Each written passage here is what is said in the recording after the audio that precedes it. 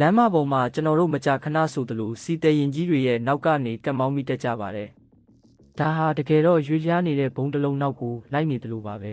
။အကယ်၍ကားသမားကရုတ်တရက် brake အုပ်လိုက်မယ်ဆိုရင်ဘာဖြစ်သွားမလဲဆိုတာကြည့်လိုက်ပါ။အပြင်ပန်းကြည့်ရင်တော့ဒီစီတဲရင်တွေဟာတန်စီပိုင်းကြီးတွေလိုငြိမ်သက်နေပုံရပေမဲ့တကယ်တမ်းအနည်းရှိဆုံးကအထဲမှာရှိနေတဲ့အရည်တွေရဲ့လှုပ်ရှားမှုပါပဲ။ဒါကိုသိပ္ပံစကားနဲ့ slosh အဖက်လို့ခေါ်ပါတယ်။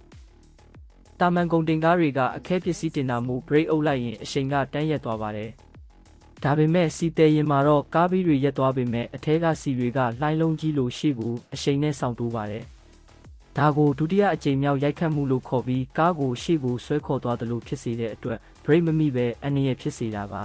။စီတဲရင်တွေဟာအကွေ့တွေမှာဘာကြောင့်ဖြည်းဖြည်းချင်းမောင်းရတယ်လဲဆိုတာတင်စဉ်းစားဘူးပါသလား။အရှိန်နဲ့ကွေ့လိုက်ရင်ဗဟိုခွာအားကြောင့်အထက်ကစီတွေကဘေးတစ်ဖက်ကိုအကုန်စုပြုံသွားပါတယ်။အဲ့ဒီအခါကားရဲ့အလေးချိန်ဗဟိုချက်ပြည့်ယွင်းသွားပြီးကားတစ်စီးလုံးတိမ်းမောက်သွားရတာဖြစ်ပါတယ်။နောက်ထပ်သတိမထားမိတဲ့အန္တရာယ်တစ်ခုကတော့တည်ငြိမ်လျှက်စစ်ပါ။စီတွေကကန်တွင်းပိုင်းနဲ့အမြဲပို့တိုက်နေတော့လျှက်စစ်တက်တွေထွက်ပေါ်လာပါတယ်။အဲ့ဒီကနေထွက်တဲ့မိဘွားအသေးလေးတစ်ခုကတောင်ကြီးမားတဲ့ပောက်ကွဲမှုကိုဖြစ်စေနိုင်တာမို့စီအတင်ချလုပ်တဲ့အခါမြေဆိုင်ကျိုးစနစ်ကိုမဖြစ်မနေသုံးကြရတာပါ